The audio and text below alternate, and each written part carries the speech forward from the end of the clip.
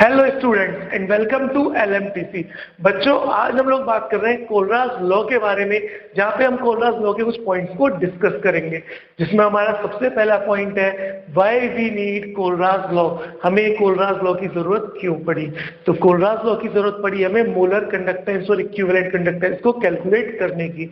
लेकिन हमने तो फॉर्मूला ऑलरेडी पढ़ा हुआ है मोलर कंडक्टेंस और इक्विवेलेंट कंडक्टेंस का, जिनको यूज करके हम लोग क्या कर सकते हैं, मोलर और इक्विवेलेंट कंडक्टेंस को कैलकुलेट करते हैं। तो फिर कोलराज लॉ का क्या यूज है? कोलराज लॉ का यूज है किसी भी इलेक्ट्रोलाइट के मैक्सिमम मोलर कंडक्टेंस को कैलकुलेट करना, या आप बोल सकते हो उसके लिमिटिंग मोलर कंडक्टेंस या इक्विवेलेंट कंडक्टेंस को कैलकुलेट करना। तो आज की बात याद रखना, कोलराज लॉ कहां हेल्प करता है हमें? किसी भी इलेक्ट्रोलाइट के मैक्सिमम, या उसी को हम क्या बोलते हैं, लिमिटिंग मोलर कंडक्टेंस को या इक्विवेलेंट कंडक्टेंस को कैलकुलेट करने में हेल्प करता है। तो सेकंड पॉइंट है हमारा, What kind of solution is used for Kohlrausch law? Kohlrausch law के लिए किस तरह का सॉल्यूशन की हमें रिक्वायरमेंट होती है? तो कोलराज लॉ के लिए हम लोग हमेशा बात करेंगे इनफाइनाइटली डाइल्यूटेड सॉल्यूशन की। अब वो इनफाइनाइटली डाइल्यूटेड सॉल्यूशन जो होगा वो वीक इलेक्ट्रोलाइट का भी हो सकता है और स्ट्रॉन्ग इलेक्ट्रोलाइट का भी हो सकता है। इसका मतलब जब भी हम कोलराज लॉ की बात करेंगे तो हम ये नहीं चेक करेंगे कि हमारा इलेक्ट्रोलाइट वीक है या स्ट्रॉन्ग है। कोलराज लॉ दोनों तरह के इलेक्ट्रोलाइट के लिए वैलिड है, लेकिन डाइल्यूशन कैसा होना चाहिए? इनफाइनाइट डाइल्यूशन होना चाहिए। और थर्ड पॉइंट है हमारा mechanism of Kohlrausch law. Kohlrausch law का क्या मैकेनिज्म है, किस तरह से हम कोलराज लॉ को यूज करके मैक्सिमम मोलर कंडक्टेंस या मैक्सिमम इक्विवेलेंट कंडक्टेंस को कैलकुलेट करते हैं। तो देखिए, हम लोग मैकेनिज्म की बात करते हैं बच्चों। अगर आपके पास एक बीकर है और उसमें आपने इलेक्ट्रोलाइट लिया हुआ है, सपोज दैट मैं एक इलेक्ट्रोलाइट ले रहा हूं NaCl।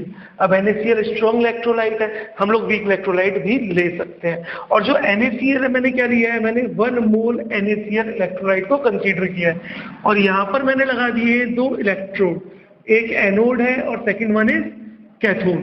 तो एक एनोड है और दूसरा कैथोड, नेगेटिव एंड पॉजिटिव। अब अगर NaCl है और बैटरी लगी हुई है, तो NaCl किस में ब्रेक होगा? Na positive and Cl negative में ब्रेक होगा।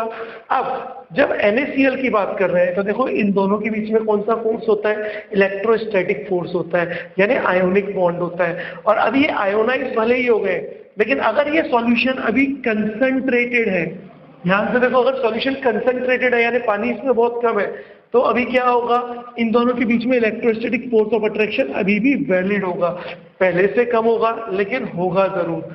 अब अगर इन दोनों के बीच में इलेक्ट्रोस्टैटिक फोर्स ऑफ अट्रैक्शन बहुत ज्यादा है, तो क्या ये दोनों एनोड और कैथोड की तरफ ज्यादा मूव कर पाएंगे? ज्यादा मूव नहीं कर पाएंगे, क्योंकि स्ट्रॉन्ग फोर्स ऑफ अट्रैक्शन है। अब हमने क्या करना है? अब हम करते हैं इसको डाइल्यूट। दैट मीन्स मैं यहाँ पे ऐड कर रहा हूँ वाटर। जैसे जैसे मैं इसमें वाटर ऐड करते जाऊंगा, वैसे वैसे क्या होगा? इसका डाइल्यूशन होता जाएगा। और जैसे जैसे डाइल्यूशन हुआ, वैसे वैसे आयंस को मूव करने के लिए स्पेस बढ़ता गया। अब अगर आयंस के मूव करने का स्पेस बढ़ रहा है, तो इसका मतलब उनके बीच में फोर्स ऑफ अट्रैक्शन भी कम हो रहा है, क्योंकि आयंस दूर दूर जा रहे हैं मूव करने के लिए। और जितना फोर्स ऑफ अट्रैक्शन कम होता जाएगा, उतनी जो सॉल्यूशन की कंडक्टेंस है या कंडक्टिविटी है, मोलर कंडक्टेंस या इक्विवेलेंट कंडक्टेंस, वो क्या हो जाएगी? वो इंक्रीज हो जाएगी उतनी ज्यादा। तो अब हम क्या कर रहे हैं? इसको कंटिन्यूअसली डाइल्यूट कर रहे हैं। जब हम इसको कंटिन्यूअसली डाइल्यूट करेंगे, तो एक टाइम ऐसा आएगा जिस टाइम पर Na और Cl के बीच में जो फोर्स ऑफ अट्रैक्शन है वो एकदम खत्म हो जाएगी। और जिस पॉइंट पर Na और Cl के बीच में जो इलेक्ट्रोस्टैटिक फोर्स ऑफ अट्रैक्शन है वो खत्म हो गई, उस समय सारे एनायन और कैटायन अपने एनोड और कैथोड पर मूव कर जाएंगे। और जब अपने एनोड और कैथोड पर ये मूव कर जाएंगे, तो उस टाइम जो मोलर कंडक्टेंस होगी या इक्विवेलेंट कंडक्टेंस होगी, उस टाइम यानी एट इनफाइनाइट डाइल्यूशन, है ना, एट इनफाइनाइट डाइल्यूशन। अब ये जो डाइल्यूशन हुआ है ना, हम इसको इनफाइनाइट डाइल्यूशन बोल रहे हैं। यानी मैं आपको इनफाइनाइट डाइल्यूशन भी बता दूं, कौन सी डाइल्यूशन को इनफाइनाइट डाइल्यूशन बोलते हैं। इनफाइनाइट डाइल्यूशन का मतलब ये नहीं है कि आप एक बाल्टी भर करके पानी लेके आए और उसमें एक चुटकी नमक डाल दिया और बोला कि इनफाइनाइट डाइल्यूट हो गया, कि नमक के कंपेरिजन में वाटर बहुत ज्यादा है। जब भी हम इलेक्ट्रोलाइट के रिस्पेक्ट में इनफाइनाइट डाइल्यूशन की बात करते हैं, तो इनफाइनाइट डाइल्यूशन का मतलब होता है हमारा कि जब तक हम लोग इलेक्ट्रोलाइट को डाइल्यूट करेंगे, जब तक उसके एनायंस और कैटायंस के बीच में फोर्स ऑफ अट्रैक्शन खत्म ना हो जाए। तो इनफाइनाइट डायल्यूशन को आज के बाद कैसे बताओगे? इनफाइनाइट डायल्यूशन को आप हमेशा इस तरह डिफाइन करोगे कि हम जब तक किसी भी इलेक्ट्रोलाइट को डाइल्यूट कर रहे हैं जब तक उसके एनायन और कैटायन के बीच का फोर्स ऑफ अट्रैक्शन खत्म नहीं हो रहा।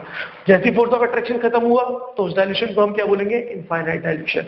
अब उस इनफाइनाइट डायल्यूशन पे जो मोलर कंडक्टेंस होगा इनफाइनाइट डायल्यूशन पे, उसी को हम लोग बोलते हैं मैक्सिमम मोलर कंडक्टेंस, या फिर और क्या बोलते हैं? और बोलते हैं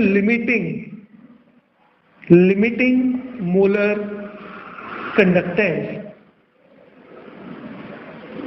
तो याद रखना, एट इनफाइनाइट डायल्यूशन जो मोलर कंडक्टेंस होती है वो मैक्सिमम मोलर कंडक्टेंस होती है, लिमिटिंग मोलर कंडक्टेंस होती है, जो फर्स्ट पॉइंट हमने बात की थी। नेक्स्ट हमारा पॉइंट है definition and formula of Kohlrausch law, कि कोलराज लॉ की क्या डेफिनेशन है और कोलराज लॉ का क्या फॉर्मूला है। जरा ध्यान से देखो, अगर हम मोलर कंडक्टेंस की बात कर रहे हैं तो यहाँ पे हम लोग एक एग्जांपल ले रहे हैं। सपोज दैट हमारा एक सॉल्ट है AXBY, एक सॉल्ट है हमारा, यहाँ पे NaCl की जगह हमने अपना सॉल्ट लिया AXBY। अब इस सॉल्ट की जो मोलर कंडक्टेंस होगी इनफाइनाइट डाइल्यूशन पे, वो हमेशा किसके इक्वल होगी? मोलर कंडक्टेंस ऑफ एनायन और molar conductance of cation. Obvious सी बात है, एनायन और कैटायन मूव कर रहे हैं, तो अगर आपको कैटायन और एनायन का मोलर कंडक्टेंस पता है इनफाइनाइट डाइल्यूशन पे, तो आप पूरे सॉल्यूशन की मोलर कंडक्टेंस को आप कैलकुलेट कर सकते हो। तो कैसे कैलकुलेट करेंगे? जरा देखो, 1 मोल सॉल्यूशन था, तो 1 मोल सॉल्यूशन है तो उसके हिसाब से एनायंस भी मोल में आएंगे और कैटायंस भी मोल में आएंगे। इसका मतलब मैं क्या बोल सकता हूं?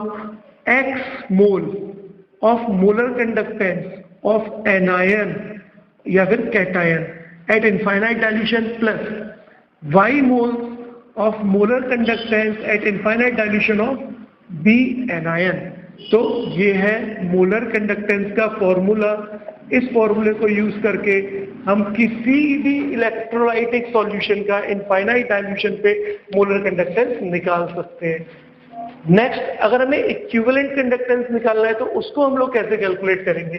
तो जब भी मैं equivalent conductance eight infinite dilution की बात करूंगा तो अब वहां पे हम लोग मोल्स कंसीडर नहीं करेंगे, क्योंकि इक्विवेलेंट कंडक्टेंस के लिए हम लोग नॉर्मेलिटी की बात करते हैं, दैट मीन्स इक्विवेलेंट वेट की बात करते हैं, और इक्विवेलेंट वेट में कभी भी मोल्स कंसीडर नहीं होते।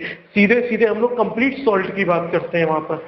तो अब अगर molar conductance, equivalent conductance complete salt की बात करूंगा तो वो होगा इक्विवेलेंट कंडक्टेंस ऑफ एनायन या cation eight infinite dilution plus equivalent conductance of B negative anion eight infinite dilution. इसका मतलब अगर हम कोलराज लॉ को डिफाइन करें तो कोलराज लॉ क्या बोलता है? कोलराज लॉ बोलता है कि अगर हम कभी भी मोलर कंडक्टेंस या इक्विवेलेंट कंडक्टेंस निकालते हैं इनफाइनाइट डाइल्यूशन पे, तो अगर इक्विवेलेंट कंडक्टेंस की बात करेंगे इनफाइनाइट डाइल्यूशन पे, तो इनफाइनाइट डाइल्यूशन पे इक्विवेलेंट कंडक्टेंस क्या होगी? Equivalent conductance of anion plus equivalent conductance of cation होगी हमेशा। सेम अगर मोलर कंडक्टेंस की बात करेंगे इनफाइनाइट डाइल्यूशन पे तो वो क्या होगी? Moles of cation into molar conductance of cation eight infinite dilution plus moles of anion into molar conductance of an anion at infinite dilution. So this is the definition of Kohlraas law. तो बच्चों ये थे हमारे कोलराज law के 4 important points जो हमने cover up कर लिए। नेक्स्ट लेक्चर में हम लोग बात करेंगे 5th पॉइंट की, जो है हमारा एप्लीकेशन ऑफ कोलराज लॉ। तो नेक्स्ट लेक्चर में हम लोग पढ़ेंगे एप्लीकेशन ऑफ कोलराज लॉ।